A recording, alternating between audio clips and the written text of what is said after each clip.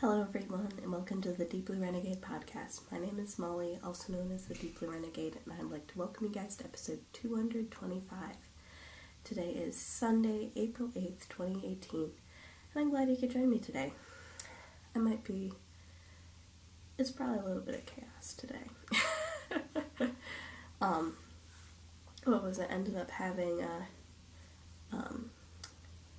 Ended up going all of the days of the DFW Fiber Fest, so that was filled with shenanigans. I just have to laugh a little bit because, what would it be? I just have to laugh at myself a little bit, that's all. So it's probably going to be a little bit of chaos this week. I don't even have a drink. I don't even know if I can reach everything I need to reach, but we shall make it work. Honest to goodness, the only thing I've really worked on this week is my baby blanket. So, since last week I got to record early, this week I got to record super duper late. Yeah, unfortunately, it's not really late. It's like before dinner. So, not crazy. What was it? The Dear Sweet Little Bowl one. Wasn't super duper hungry, so record a podcast. Whee! So, for reference, I was here last week, and I have managed to do more than one round. I'm almost done with, So I'm almost done with this one. So I was able to go 1.5 rounds this week, which is totally crazy pants. So this is the 10-stitch blanket by Frankie Brown. It is knit out of 3 colors of Cascade Heritage. The green one is Wave, the dark blue is Sock, and the light blue is Silk. So I'm going to have to show the other side because I like the other side better. Yay! So I think it's turning out really fun. You have some of the more yellowy greens and blue greens in there. And I just sort of like how the little diagonal line comes together, so it's been enjoyable. I'm over this project though. So much knitting. I was really hoping to finish it. But I didn't end up doing nearly as much knitting on Saturday as I thought I would.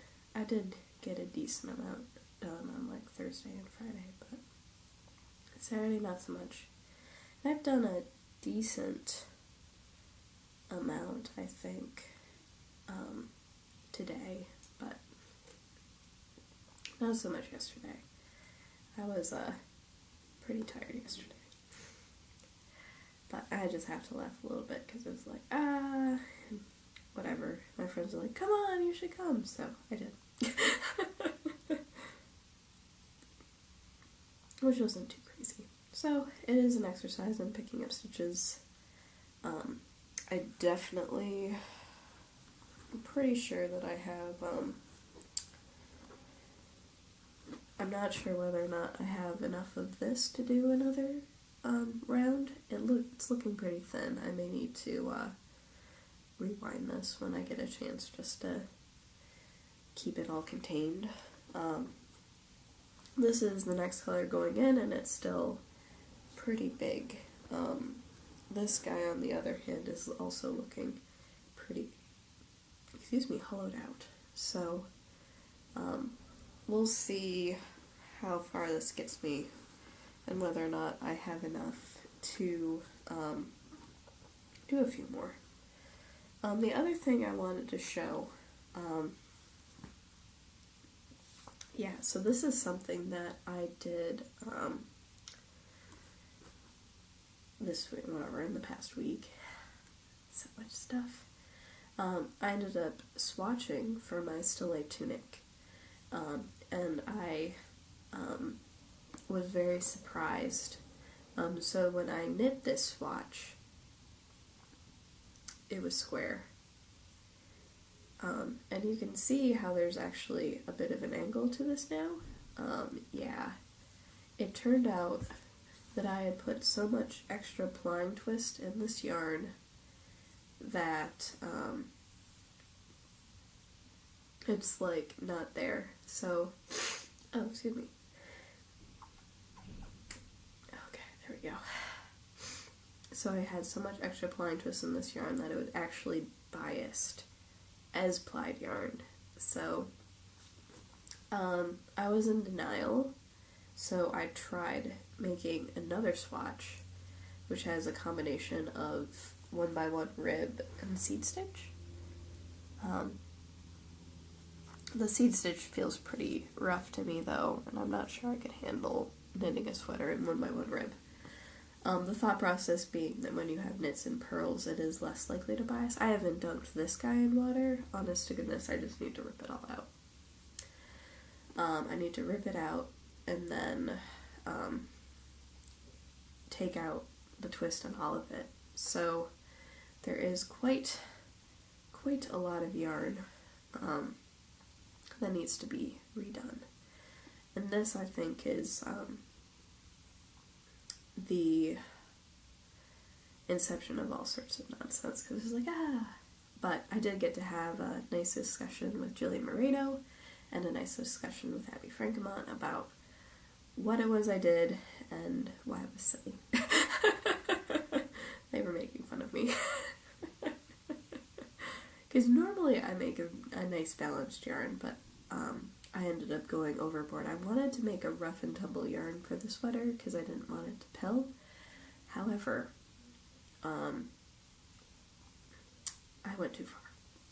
So I was just knitting from both ends of my smallest one. I think this guy might have seen more twist than the other ones. But such is life. So, not too crazy. It was actually really enjoyable to be working with it. I knit this on the car ride to Austin last weekend, which was good fun. I would argue that, well, first I would argue that I need to untangle this. So, Austin's about 4-hour drive from Dallas, or whatever, the Metroplex. And so it was a lot of fun to go on a day trip there, but it is an awful lot of driving for how much time you get to spend there. And then there are places that apparently you have to stop along the way. So one of these is Buc-ee's. It is apparently a chain of convenience stores. It's perhaps worth noting that they had baskets. They were selling grills. Like, we're talking like a grocery store sized convenience store with all of the whatever. What is it? Yeah, all sorts of knickknacks and breakfast burritos and all sorts of crazy stuff.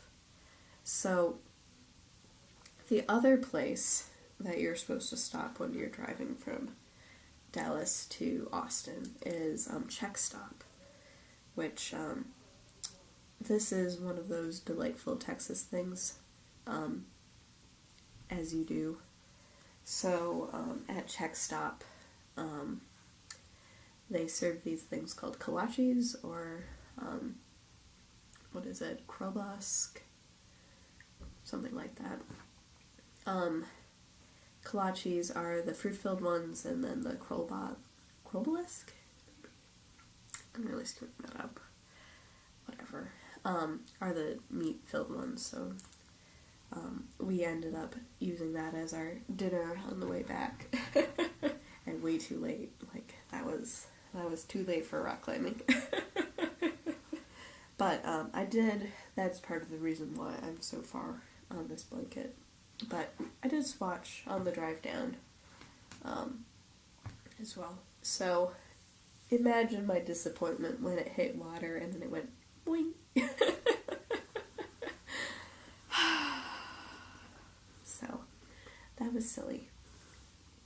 So I'll probably get my wheel set up tonight to fix that, because I would very much so like to make that better. And I hope that wasn't the working one. So I might have lost a double point over the weekend. I'm not sure. I definitely had it with me at the hotel last night because I was working on it there, but I may need to scour the car too. I'm not sure.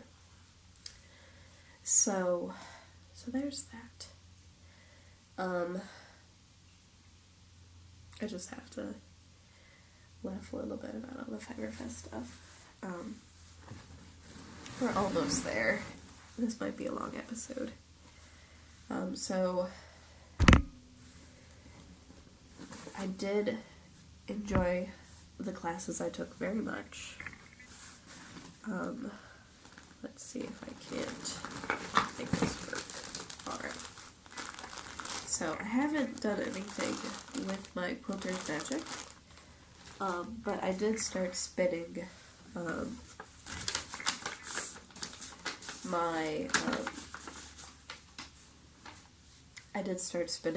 my purple in that. Oh my goodness, I'm just like totally congested.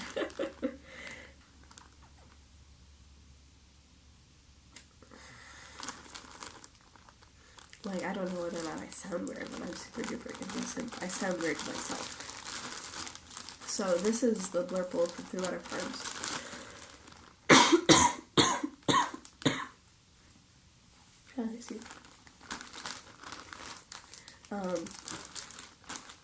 This is a Rambouillet. I broke it up into random chunks, and the plan is to two-ply it. Eventually we'll get down to the bottom of things.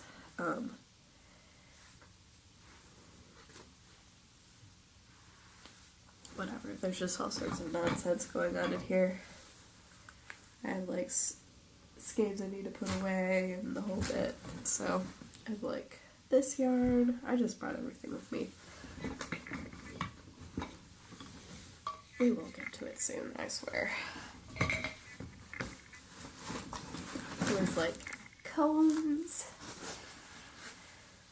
I see hope. Or it's in the very bottom of my bag. I don't know. There we go.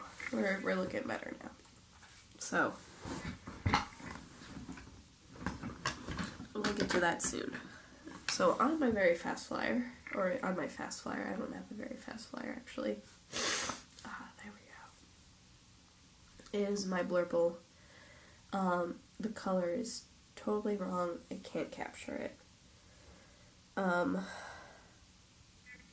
There's like hints. It's much more purpley than blue. But whatever, such is life. So I'm a pretty good ways into this. I was trying to be nice and relaxed as I was spinning it. Not doing anything too crazy there, but I realized that I didn't want to use this ratio for the class, so I pulled it off. This might have screwed up some of my, for some of the grist stuff, but for such is life. So that's coming along pretty nicely. I think that needs to be finished by the end of April or May. I'm assuming April. So, there we go. This was a lot of fun. This was the class that I took Thursday. So I was disappointed to discover that the cost of the drum carder was probably 3 times more than I could have swung. And of course, what was it? So I took the drummer carder class with Henry and Roy Clemes of Clemes and Clemes. So you think it's Clems, but it's Clemes. That's the way they say it. So we're going with it.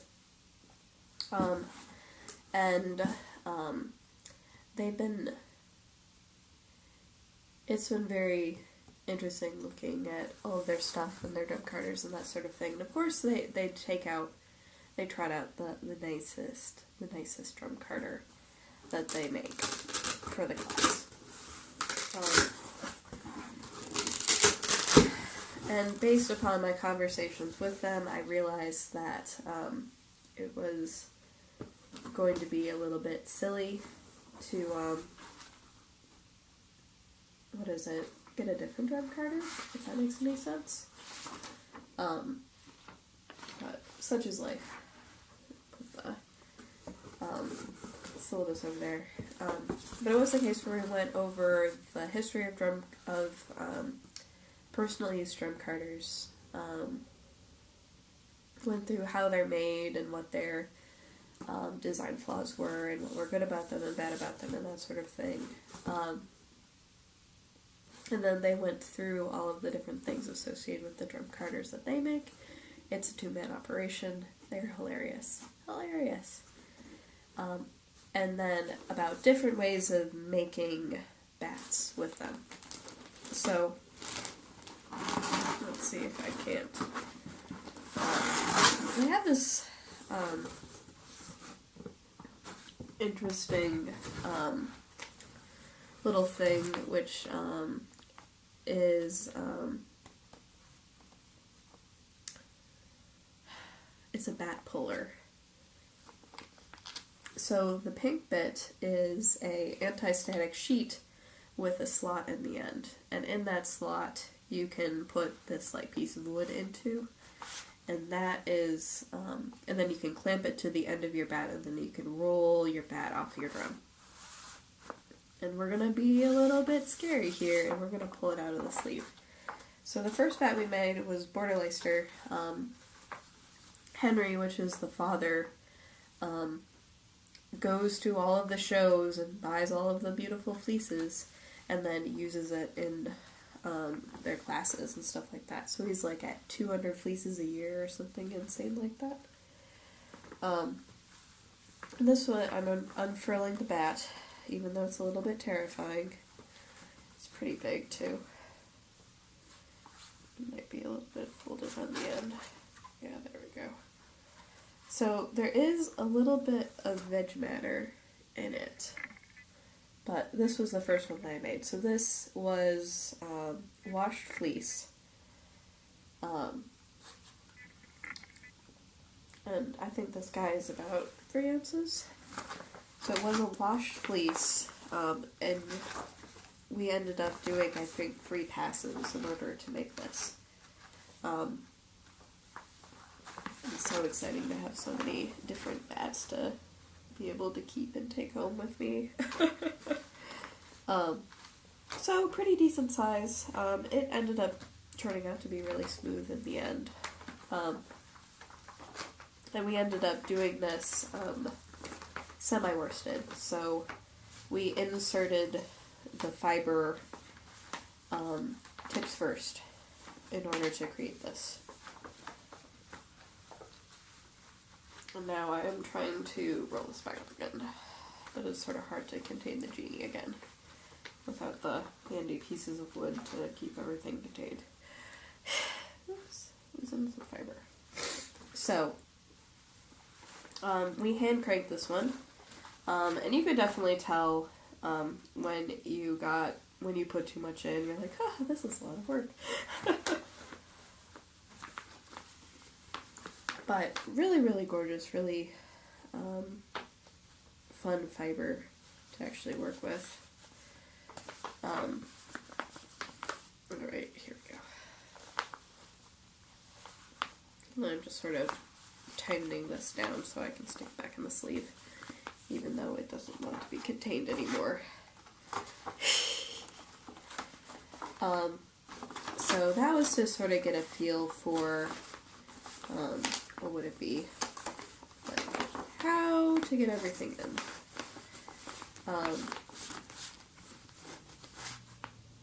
There's just going to be an explosion of fiber everywhere. Such is life. So this was the first one. Oh, I'm sure I lost a piece of paper somewhere. But it was a Borderleister. The big thing there was they wanted us to do Borderleister because that tends to be, that's like a foundational sheep breed. We then took a break for lunch, and then launched into the second bat, which we actually built woolen style. So this one was Corriedale. Yeah, it was Corriedale. And so what we ended up doing was actually put it on the drum carder very differently. So, so the previous one we went tips first and opened it all up. This one you can sort of see is sort of thin and wispy on the edges and much thicker in the center. And that was on purpose. The purpose of that was that we were actually feeding the fiber in long ways. So we were taking the lock and inserting it into the drum carder. And this one was one that we did, the rest of the ones that we ended up doing was electric power, which is super duper nice. It was really amazing to do. And this Corriedale is absolutely gorgeous. So really, really wonderful fleece. So that was very interesting. Excuse me. It was very interesting just in terms of like maximizing the woolenness of the prep, if that makes any sense. So trying to do, trying to keep everything like super duper lofty. And now, here I can expand this slightly. Like, oops, okay. There we go. So this is a very nice way of keeping everything contained. The third bat we did was actually, we ended up pulling a top. So this was 2 different colors of BFL. And then we used a diz to pull, sorry, not top, sliver off of the drum cutter itself. And the way we ended up doing the fiber was we still went in long ways, but then we put half the fiber on one side and half the fiber on the other, and then had a little bit blended in between. So you can sort of see here this mixed region, and then towards the beginning it's all of the white. So, which is sort of hard to see when it's balled up like this. So, this was a lot of fun to make, and this was actually BFL top. So we took top, pulled locks off, or whatever, links, stapling, and inserted it into the drum carder, and then did a little bit of blending to make everything, had the drum carder do sort of the blending in this intermediate region, which is really neat. So, I have to laugh a little bit because it turned out, well, you know how you guys know how I've been, what is it? Like combing a lot of top. So, pulling something off on a diz, no big deal. Doing it all the time. So, they were tremendously impressed that I got such a beautiful looking ball of sliver, carded sliver out of this. If I could put my carded sliver back in the package, that would also be cool. So they were ready to like help, and it just came right off, no big deal. So that was a lot of fun. And then the last bat we made in the class was an art bat, which obviously, as you can tell, is about ready to explode out of here. So I think this ended up being maybe 2 ounces.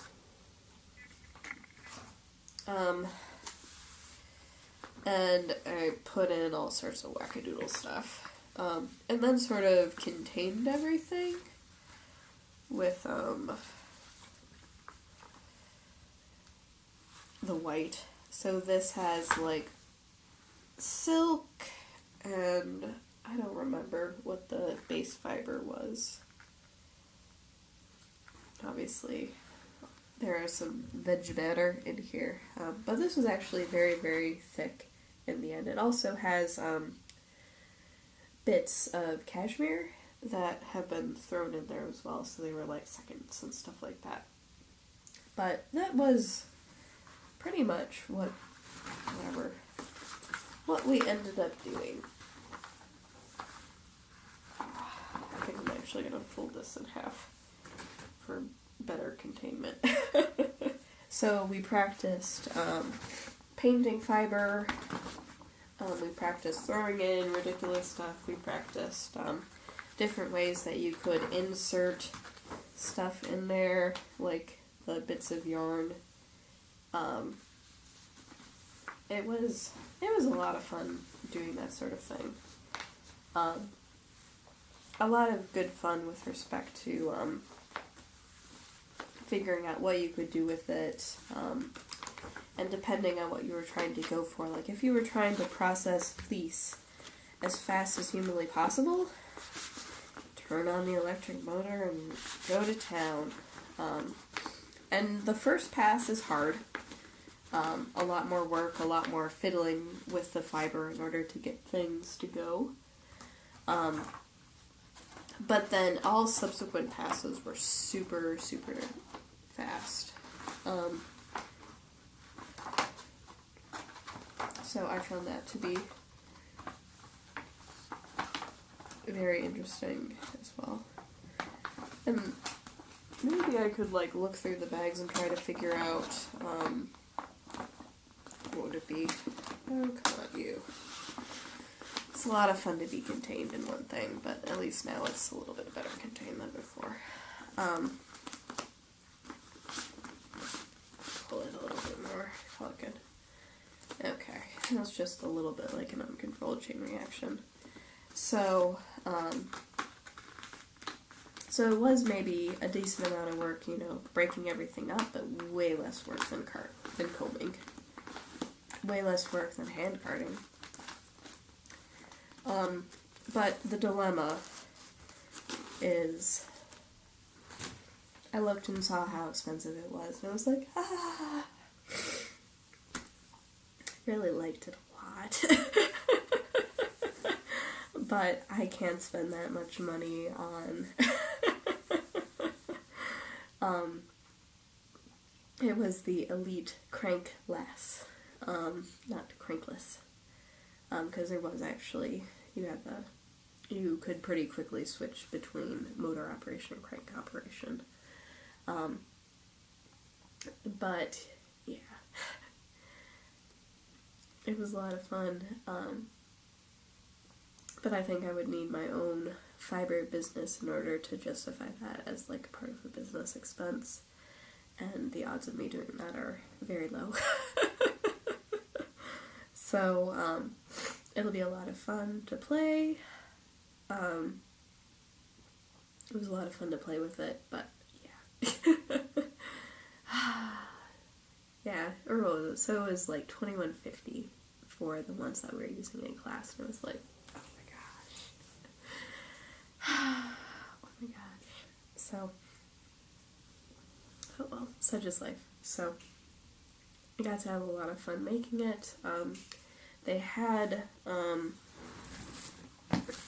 one for a demo because they had this little laboratory in the Fiber Fest. So I ended up making another bat for funsies.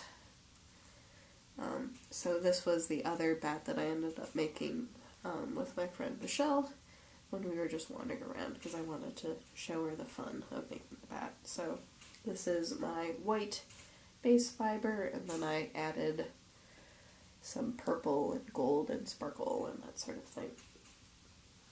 So, this one was a lot of fun. So, not too crazy. Well, it's pretty crazy.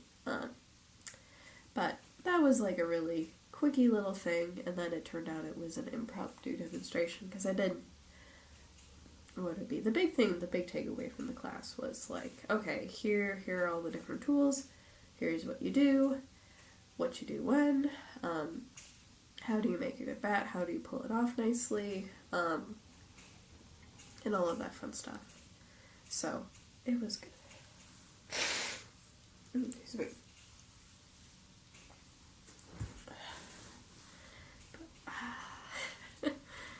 So, what would it be? I'd rather go on vacation. It won't last as long as a drum carder. I'm like looking at all of the crazy fleas, maybe. I don't know.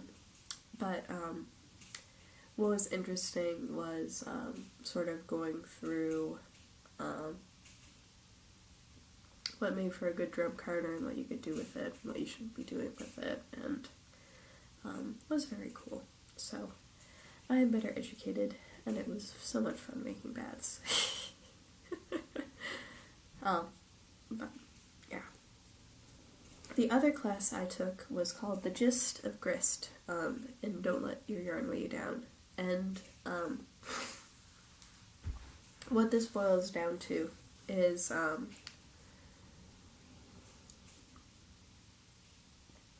how much yarn you need for a project depends on your diameter, how you ply it,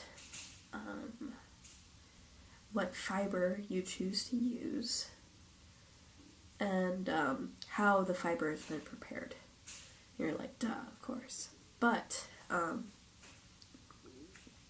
what that means is that when you're spinning for a project, and that project is made out of commercial yarn, you, in order to match the yarn, it's not just flaps per inch, it's also the density of the fiber that you're spinning. And I think that I have experienced this in the opposite direction, so it'd be the case where I looked up for the Hitafude, how much I needed in order to make that, and I was like, okay, as long as I hit this yardage, I'll be fine, and then I managed to get like a ridiculously long sweater. Jillian Moreno had the opposite problem a couple of times, where she loved BFL and would try to spin all of her projects in BFL, but they were knit with commercial merino yarns, and the merino yarns were much less dense, which meant that even though Jillian bought the right weight and made the right thickness, her density was off, so that meant that she wasn't getting the yardage per weight that she needed, even though she was hitting the right diameter. So we ended up playing with something called a yarn balance. Let's see whether or not I can extract all of the things.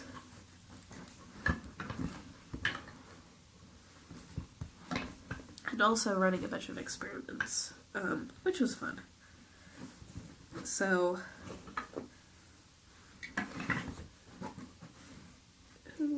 there's one of them. So, a few of them actually, I think. Nope.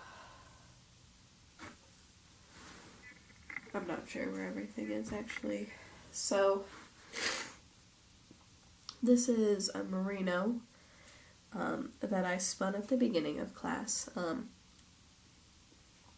And this, I was being pretty loosey-goosey. This was probably a bad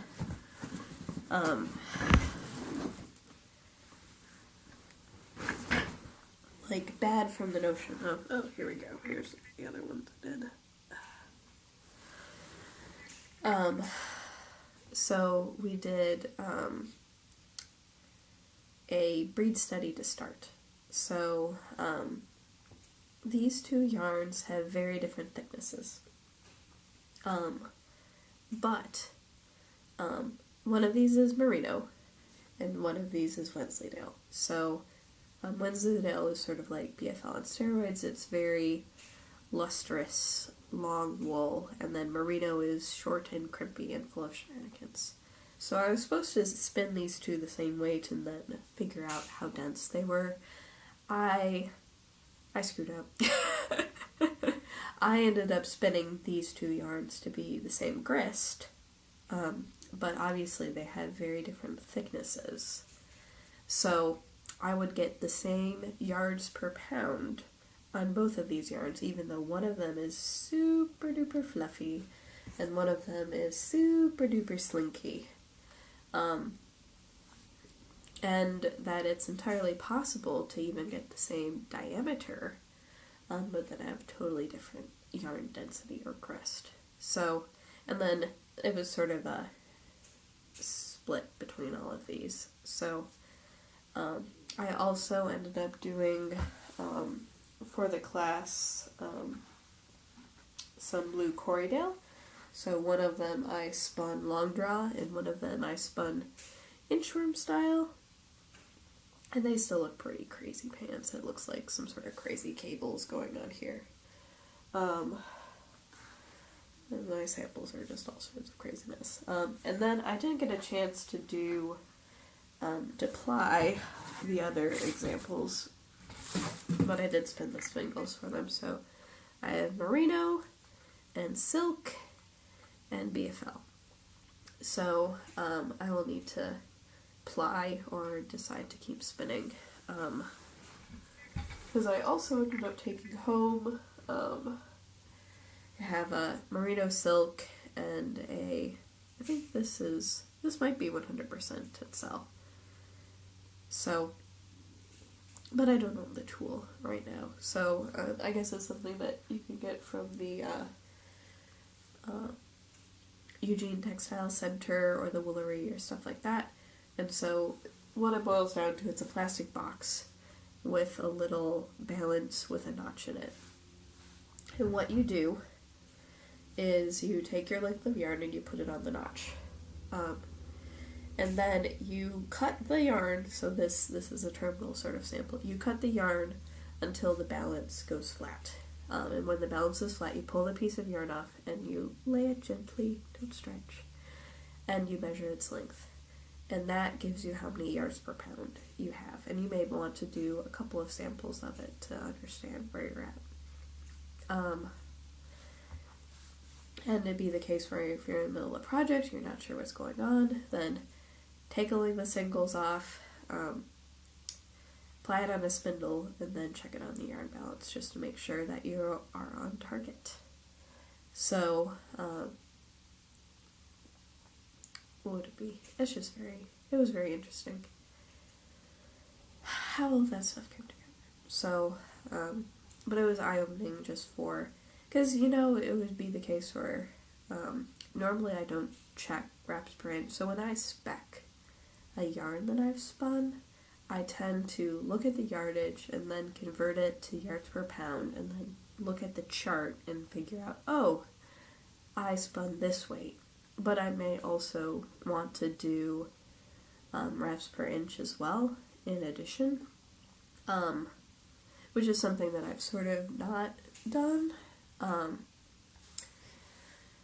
it's something that I haven't done in the past. Maybe not because I'm lazy or anything, just that it didn't seem like it was the most accurate way, so I wanted to spec my yarn by how far it would go, you know what I mean? And I've perpetually been confused where it would be the case where I would spec my yarn based like, oh, I got this yardage out of 4 ounces, multiply that by 4, bam. Like, look it up on the, yarn calculation chart and be like, haha, this is what I have. But I may need to, if I'm specking weight, I may actually just need to measure the wraps per inch and decide what that is. Jillian recommended the Nancy Knit Knacks wraps per inch tool because it made you have good habits. So, but that was the point of the class. But it was very interesting to understand why we should care and what we should be doing. So it wasn't too crazy. And then someone very kindly gave me an orifice hook. Because my orifice hook was, what would it be? My orifice hook was broken. So I can just hang the little hedgie on the piece of wood and not have to worry about it anymore. So that was all the classes. For some reason I never seemed to take knitting classes at these things, so there were some really great teachers, but I wasn't quick enough on the draw.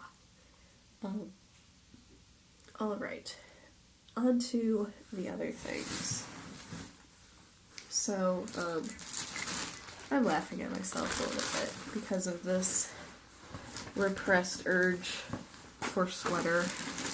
Like, I have sweater quantities at home. This is ridiculous. So I ended up buying 2. And also some other various and sundry things.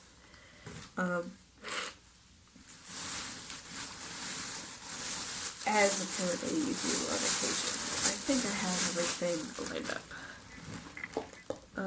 Yeah, we're pretty good. So, one thing that I wanted, so I don't know if you guys have ever knit with patterns by European designers, but they always call for the very sensible 3mm needle. But 3mm needle is a US 2.5, which of course is super duper confusing because 2 is 2.75 and 3 is 3.25. So I got a set of 2.5s because I do want to hit the right gauge on my Still Light tunic, and that's what the pattern calls for. And it seems like based on all my swatching, it could be a really nice one. The other thing that I needed was, so I could just show you guys, that was a mess. The zipper on my ChowGoo interchangeable set disintegrated, so it is dead. No more. I am not so crafty as to figure out how to sew in a new one. It looks, based on the finishing, to be a giant pain in the ass. So even though I really like how compact and nice this is, it was dead. So I ended up getting a case from Grace's Cases, and I know it's not blue, isn't this a surprise? I really liked this one because it had this nice like wool fabric. And then this one holds everything on one side, so all of my needles go in here. There isn't actually a slot for 2.5, but oh well, such is life. And then they have bunches of snappable pockets that go full length down the entire thing. So, nice big pockets on this guy. I don't know what's up with the, so they have little tags in here so you can write down all of the different sizes of things. So, it is going to carry all the things, and then it also has the bigger zipper pocket in the front. So I'll be able to put all of my, sorry, you guys can't see, I'm going to put all of my cables on this side, all of my needles on this side. I can carry all of my needles in it, because I have like the 2 through 15. And then I can also slip in like my smaller guy into this one, so then I'll have all of my needles in one place. So a little bit bigger, but I figured that it was worth it because it actually did zip. I also looked at the Erin Lane options. That was the other one that would have worked, but they didn't zip, and I wanted the zip. So those were the 2 things that, what would it be? Were things that I was going to buy anyways, but it was nice to be able to have a selection and be able to play with it in person and talk with the person who designed it and be like, ha, got it. The rest of this is just like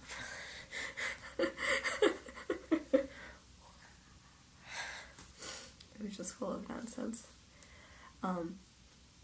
Another thing that I decided would be handy and didn't have was I ended up getting a So Sported spindle bowl. So this is from KCL Woodworks, so Ken Lever and his wife Carol are super duper nice.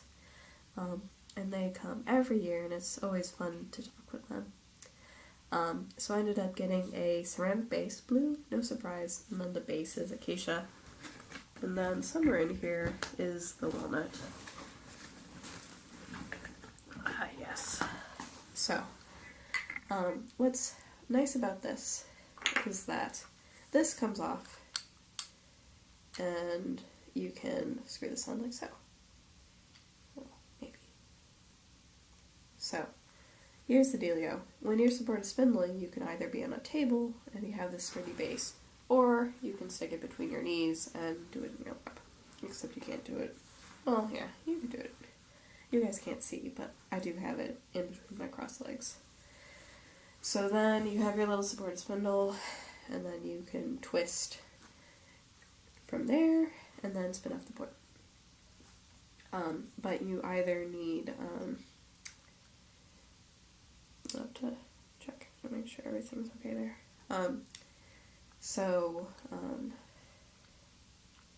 The dealio is that you do need something sturdy to keep in place. So, really gorgeous wood.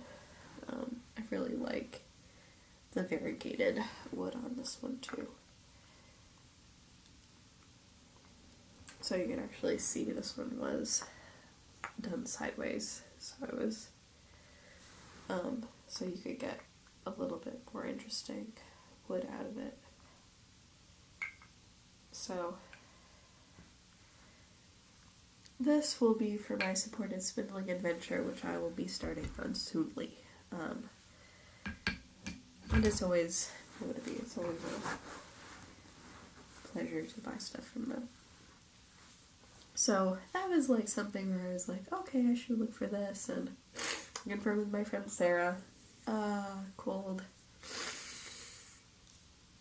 And she was super duper excited to be able to teach me how to do supported spindling. Because what I'd bought earlier, so now I can't remember what it be. What I ended up buying at last year's Fiber Fest was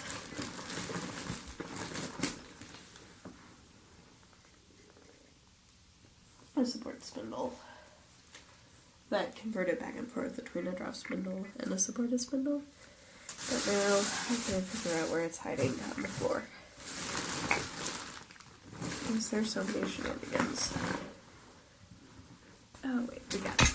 So, this was what I bought from them previously.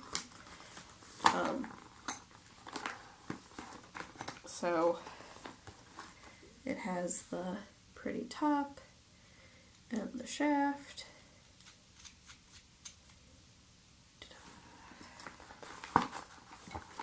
And then this is the supported spindling tip. So then that goes like so. Ta-da. And now, wait, we can go like so. If I was any good at this. So the bowl just sort of keeps everything in place and make sure that you don't lose control. Ah, there we go. The way it was supposed to be. So then it'll be something like this. In real life. So I probably will end up where I store this packed flat because it takes up a lot less room. But I'll throw the other shaft in there and go from there. So, not too crazy. I really admire the work they do. And it looks like my little filial and bowl match pretty decently. So that's pretty cool. Alright. The rest of this is just silly. I will be honest. So, I ended up in Jillian's class winning a door prize. So, one of the fibers we spun was silk, and I was super duper pleased with how that was. I really enjoy silk top.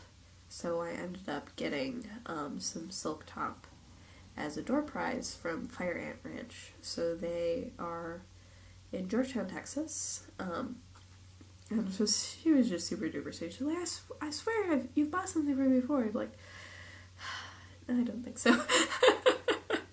So the silk was a little bit more expensive than the stuff that she was planning to give away for the door prize, but it's like $4 extra, no big deal. I can handle that. So got this for super duper cheap because it was a prize.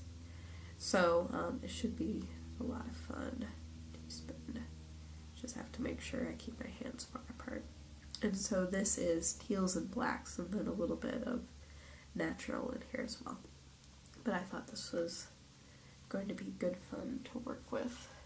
So that was free, practically free. $4. $4. Unfortunately, a little brain fried. And then, let's see. I ended up, so my friend Sarah's going to teach me how to supported spindle, is knitting her first pair of socks. And I think I might have created a monster, I don't know. But it was she was like, let's go find yarn! And we went to Mustache, and I decided to get a skein of the Dark Side of the Moon extended play version. So this is light and dark grays with full rainbows in between. So it's a much longer. The original Dark Side of the Moon was mostly black and white with then just little teeny blips of rainbow. So very thin stripes. So these have nice big thick stripes. And then they are the perfectly matched skeins, so that was a bit of a splurge. But it was the case where to be able to get something from someone in person and fondle everything and look at all the samples, I was like, you know what, this is pretty good. I'm not, what would it be?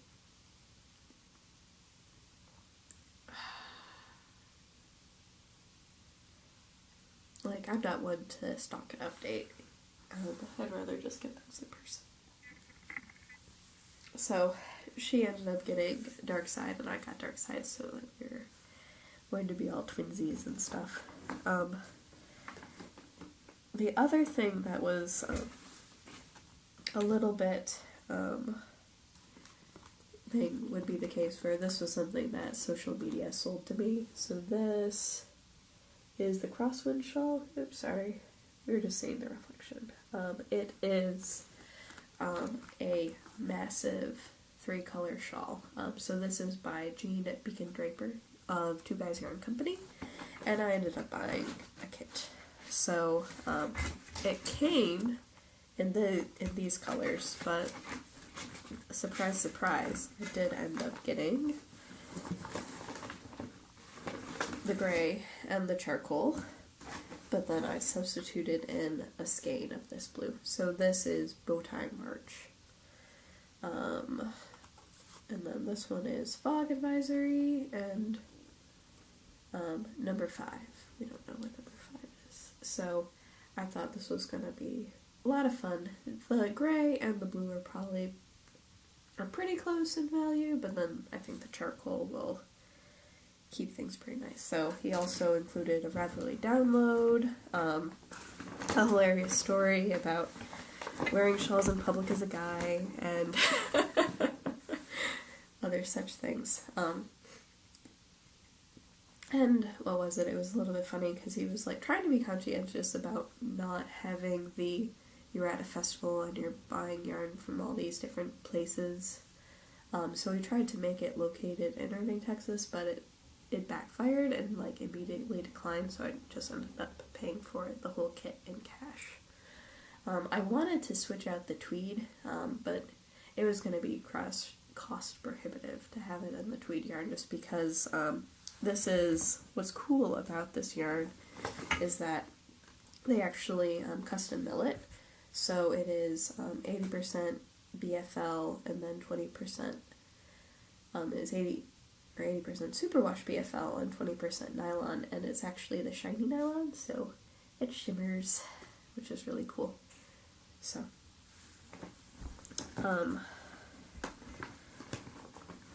and Someone who completely someone who completely shares my color sense is Mickey from A Thing for Strength. She's actually based in the Metroplex as well, in Arlington. And she had been showing some of these colors in the DFW Fiberfest thread, and I decided to end up going for this very luxurious 70% merino, 20% yak, 10% nylon, and so the yak gives it this like warm brown, and I totally forgot to take a picture of the sample, and then she ended up dyeing just a little bit of the end, has a purple, a magenta, a blue, and a green. And maybe it's only like half the skein. So what this knits up is like quick little blips of color with an awful lot of this neutral in there. So the sock sample was super duper cute, and I really sort of like the idea of this with the jewel tones and then that warm brown. It was also really nice to pet all of Mickey's hand spun. She is a gorgeous spinner. It was totally not worth it to buy any of it. Or what was it? I can appreciate that she was charging for her work, so she had, what was it? One of the Complete Twisted Arbitrary colorways. I think it was sometime in the last year they ended up doing one based on Celine from, the vampire movie, Underworld. Super, super duper gorgeous colorway, and it was so beautiful to see all of her yarn. I really love it.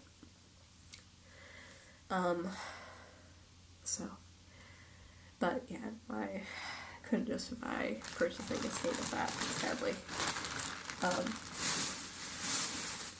So, another one, which was a lot of fun, which is something I ended up picking up today, was the club color, or whatever, the show color for Undead yarn. So, I've been following Heidi for some time on Instagram, I think probably since SSK, so it was really fun to like talk about all the cool things we've been seeing on each other's feeds, and I really wanted to get like one speckle skein, so I decided that I would visit her shop, because I thought that this was pretty fun. It's sort of taking the logos of Fiberfest and making a splatter speckle-tastic skein out of it.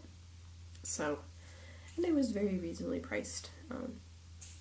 So that was really cool. It was just, how it's like really nice to be able to just talk with people in real life, because sometimes a comment on a post just isn't the same, if you know what I mean. Just put that where it belongs. So I thought that this was going to be a lot of fun. So it is 75-25 Super Rush Merino Nylon, and should make a fun pair of socks or something speckle-tastic. I'm not sure. Another thing that I ended up deciding to get today was some BFL. So this is from Kit Kat Ranch, and I've really liked the teals and oranges in this. It is showing up as light blue. It looks the same color as my shirt, but I swear it is a very fun teal. So this was very reasonable. What was it? Got it for a great deal. And I really just enjoy spinning BFL a lot, so it tends to be one that I decide to do a decent amount of. So they also had, what was it? They had a lot of mohair. So they just had like buckets of mohair everywhere, but I'm not, what would it be? I'm not in an yarn phase right now, so it will be good to leverage when the time comes. So,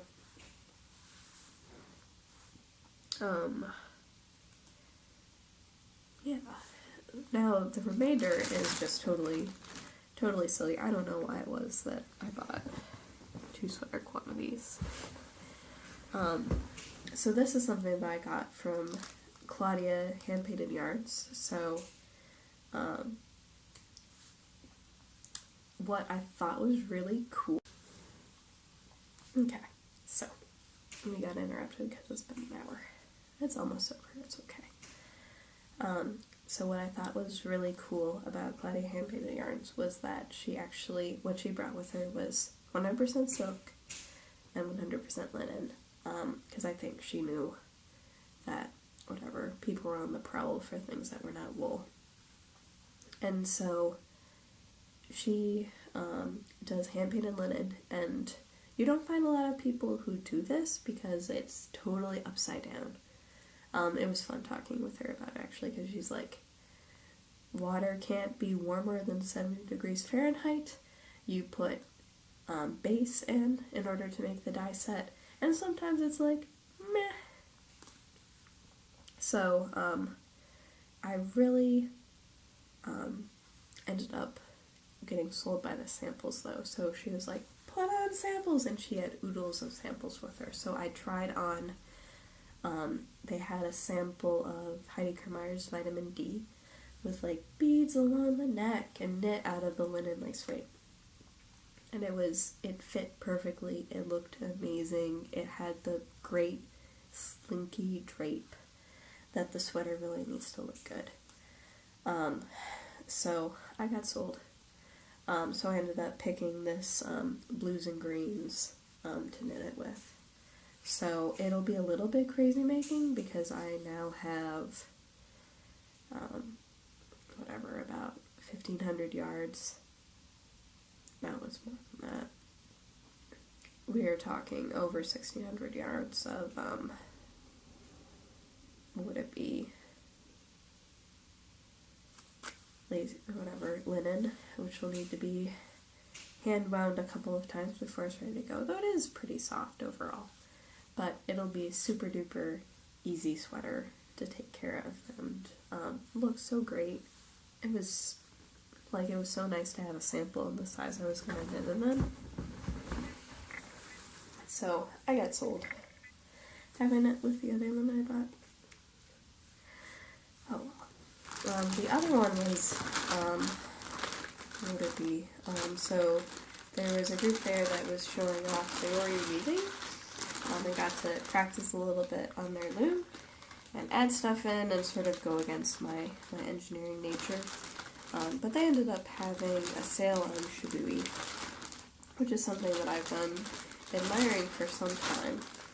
So I decided that I was going to knit another boxy, but this time do it with 2 yarns held together. So this is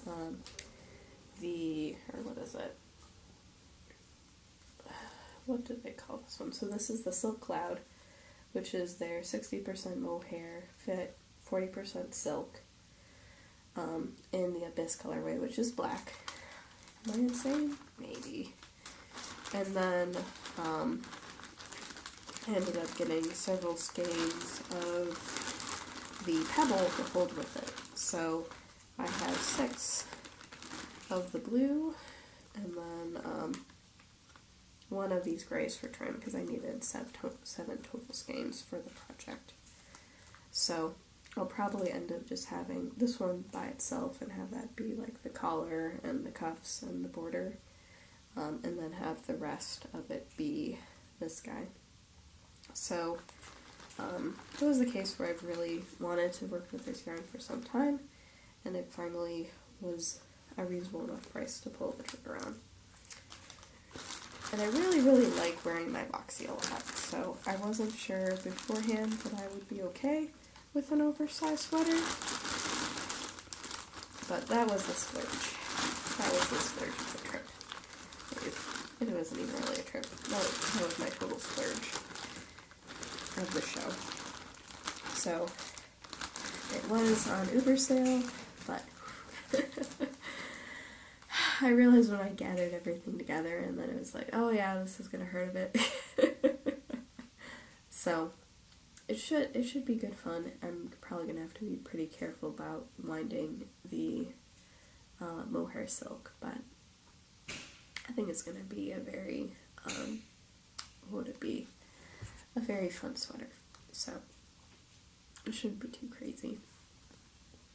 And I already own the pattern, so I guess that makes life a little bit easier. So, that, I believe, is everything. Silliness. So, I have to laugh at myself a little bit, but oh, such is life. So, I should be able to record next week. It might be a late episode for the remainder of the month. It will probably be not outside, sadly, for the remainder of the month of April, because I have some big deadlines that I need to take care of stuff for. But such is life. Alas. It's almost over. But, yeah. It'll be a little bit crazy, but there won't be any craziness, at least in the near term. And I will need to document and put into Ravel of the yarn I got. I just have to laugh because, plenty of yarn, but details. So, and then, start the process of fixing this yarn so I can knit the sweater I really want to knit. I also want to thank everyone for the birthday wishes. Special call out to Jose for purchasing a pattern for me. That's super duper sweet. I think you totally understand my frustrated sweater desires. So, thank you so much. It's so sweet that you do this. So, with that, I hope you guys have a lovely week, and I look forward to talking to you guys next week. So, take care, guys. Bye-bye.